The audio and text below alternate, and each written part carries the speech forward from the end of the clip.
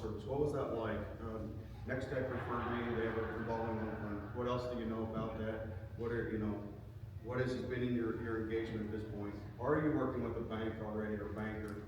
Have you talked to them about your business idea? Are you working with an accountant or CPA? Do you have insurance? Have you thought about that? If you're getting into business, you need an insurance agent probably. Your local EO, have you talked to them about anything yet? Sometimes they yes, they've done all those things, and sometimes no. And I do find the more they have talked about their business to somebody else, like they've gone to the bank and the bank's maybe they're like, yeah, I went to the bank, they're not going to lend to me, but I did tell them my idea, and they kind of said sign up for SBDC 67. It gives me an indication right then that at least they've talked to somebody through this idea. If they were signed up 2 in the morning and haven't talked to anybody, it's going to be a much, much longer process. So once I get through that information, so today's Tuesday, let's use that as an example. They scheduled with me, I've gone through that 30-minute call just to verify all that information, what they're looking for. Can we provide those services? So a couple areas we do not provide services if they've signed up and they want to start a nonprofit. That happens a few times a year. Dana and my son send them to daycare. That happens every once in a while. They want to start a nonprofit daycare. Unfortunately, SBDC services can't work with nonprofits. Sometimes they have a very huge idea. We've had somebody sign up that was trying to compete with Boeing and needed government contracts and these kind of things. And when you're talking hundreds of millions of dollars, I don't know if that's a small business. So that process of onboarding is also kind of weed out some of these other things that we probably can't work with. But assuming they can, it's Tuesday, they signed up, I got through that call, yes, we can provide you services, counseling. What I do then is, Mason and I meet on Friday mornings, and I let them know that we're going to meet on Friday mornings, and we're going to talk about all the signups for this week. So it might be just that one signup, and we'll have that, but sometimes we have 5 signups in a week. And on Friday, we get together and we talk about our schedules, where our expertise lie, what this client is looking for. If they're looking for a full, financial planning and business planning, that's going to be a big process. If they're looking for marketing help, I'll lean heavily on Mason. I have no marketing background, but if they signed up, it's because they're just trying to figure out how to market them things. But we'll talk about that on Friday and get an idea. And so on Friday, that client will get another email, either come from myself or from Mason, saying, we've got all your information, we've got a couple pages of notes from your onboarding, and now we're ready to get that ball rolling. So please schedule your next thing, and then we start moving as quickly as that client wants us to move with them. So they get scheduled, and we try to keep them very routinely on what that schedule looks like. So from there, I'm going to turn it over to Mason and let him kind of talk about what the scheduling and what we require as far as the meeting planning.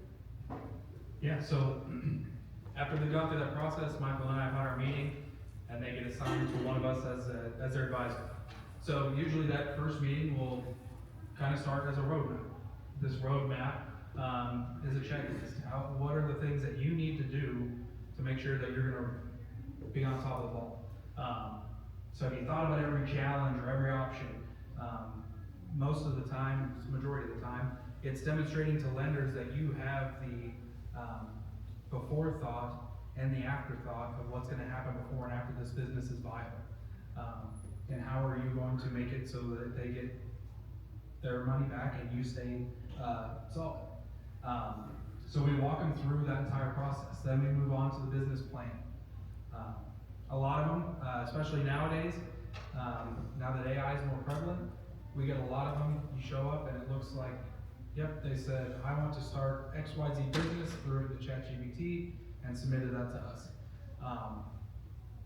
AI is great for things like that to at least kind of start the process. It is not the end all, should not be the submission that they submit to you guys as the final say, because it will get things wrong. It will get, one guy said that he was going to make $1 million in his first year doing like power washing. Well, that's what ChatGPT told me. Well, it's pulling data saying that if you did that basically 24 hours a day, 7 days a week in New York City, yep, you could make $1 million. Here in Western Kansas, probably not. So we walk through that. We take that business plan and we have a template of our own that we walk through. Michael took it and broke it down even further so we can send it one piece at a time. And the thing that helps us along the most is hearing the story. Why do we even want to do this? What is the reason for you wanting to put yourself on the line like this, what are you looking to get out of this? If it's just money, it's probably not gonna work. You gotta have some kind of passion. If it's gonna be something that's labor intensive, like a restaurant, have you thought about the implications of what that's gonna do if you want to faint? Restaurants they're constant. Businesses like that, or if you're going to have to travel for markets of materials. So we walk them through that entire process. And as we go through that checklist and we start building that out, then we can move on to the next section and start looking at financials. So what is it that you want? What is the gap? The barrier between you and the business has been defined. Now we gotta figure out a way to fund it. So you tell us what you have. What do you think you can sell? And a lot of this starts with their own kind of information. Some of it's, yellow legal pad, notebook paper, here's what I think I have.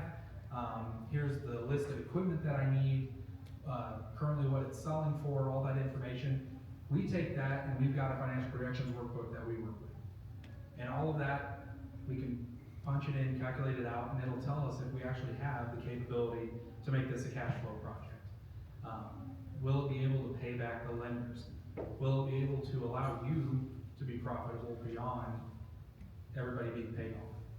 There are some, it says, yep, everybody gets paid except for you, and you don't get paid ever because it just doesn't cash flow enough. Most of them are like, yeah, I don't really want to do that. I don't blame you. So we walk through that entire process with them, and then we move on to the next step of actually researching a lot of that information. Okay. You got 5 minutes, we gotta run through it. Run. 4 minutes and 8 seconds. So, as they gather their information, they're giving it back to us, business plan information, and we're working financials and those kind of things. We do have access through the SBDC, a couple different industry research tools. So I'll just highlight them quickly. IBIS World gives us good market size data. It starts at the U.S. level, so I think we have restaurants, hotels there. We can pull up all kinds of different businesses, and then we can drill that down to state level, which we often do. We can also drill down a little bit to county level. At county level, it gets pretty sporadic, unless you're in Sedgwick or Johnson County where there's lots of data. But out here, at the county level, what we're usually looking for is household income and just unemployment rates and stuff to kind of add to your business plan. If you're going into business in Osborne County or Norton County, you kind of want to have an idea what the household income is, disposable income is to your business if you're starting it up. And the other one is Profit Sense that we have access to, which gives us great financial data as far as your net profit in that industry, gross profit, expenses. As we're putting financials together, a lot of times we're like, I'm going to net 40%, and you're thinking, well, the industry says you're only net 10. Maybe we should start looking at this and seeing where you think you're cutting expenses that maybe we need to add back in, or really think about what you're presenting to the bank. It's up to them to send it to the bank, but oftentimes the bank will say, where'd you get these numbers? And now we have to start scrutinizing them. Basically touched on AI, so I subscribe to Gemini, Google's Gemini, and I do use that service to work through business plan. Mason has access and subscription to Claude, and so we have those services as well within our platform. And then again, the network itself, if they sign up and they're looking for QuickBooks help, we don't have that expertise directly, and so what I would do is reach out. There's a director in Pittsburgh, is a certified QuickBooks specialist, so if they sign up for those kind of tax accounting services and they're looking for that help, if we can't help them directly, we'll get them within the network somewhere else. If they're looking to expand their manufacturing, Johnson County has a couple of advisors there that are certified in international trade and those kind of things. So we use our network strength as well within SBDC to find if it's something that we're not really good at. What we're really good at within our region is business plans, financial projections, and some marketing details. Beyond that, we lean on our resources.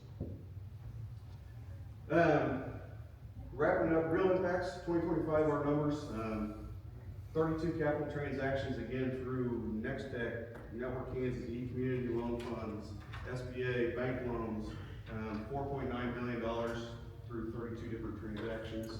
We were responsible for 25% of the new business startups in the state of Kansas, so again, we're running in a rural area, but we run hard and work with everybody through the whole process. All kinds of different businesses, and that created 62 new jobs or supported those jobs in 2025. 2026 for this year, as I sat down at the end of last year and starting this year, and what I wanted to see us do with the SBDC and our business services, as we're doing today, bring awareness to our services.